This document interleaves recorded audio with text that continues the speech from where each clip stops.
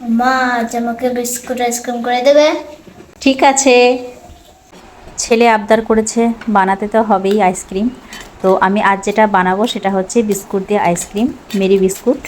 তো অনেক সময় দেখবেন বাড়িতে বিস্কুট নরম হয়ে যায়, তো সেই আপনারা ফেলে না দিয়ে সেটা এভাবে করে আইসক্রিম তৈরি করে নিতে পারেন। খুবই সহজ আর খেতে কিন্তু অসাধারণ লাগে।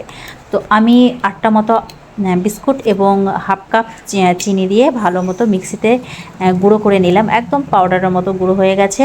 তো এখানটায় আমি 2 কাপ দুধ দিলাম, মানে চায়ের কাপ যেগুলো হয় সেই কাপে 2 কাপ দুধ দিলাম। দুধ দেওয়ার পর আমি আবারও 1 টেবিল চামচ মতো পাউডার দুধ দিলাম।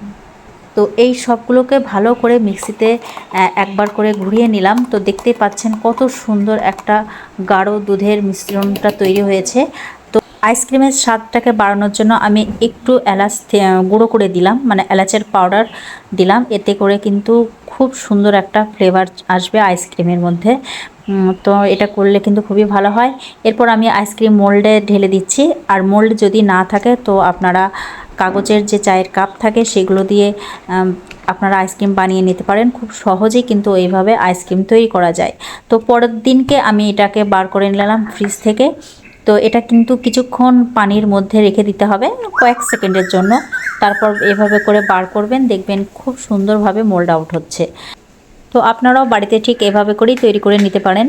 মানে মেরি বিস্কুট থাকতে হবে মানে নেই, যে কোনো বিস্কুট দিয়েই কিন্তু আপনারা এই আইসক্রিমটা তৈরি করে নিতে পারেন। মাশাআল্লাহ, খেতে কিন্তু খুবই টেস্টি হয়েছিল। আর আমার ছেলের এই তো চলে এসেছে আইসক্রিম খেতে।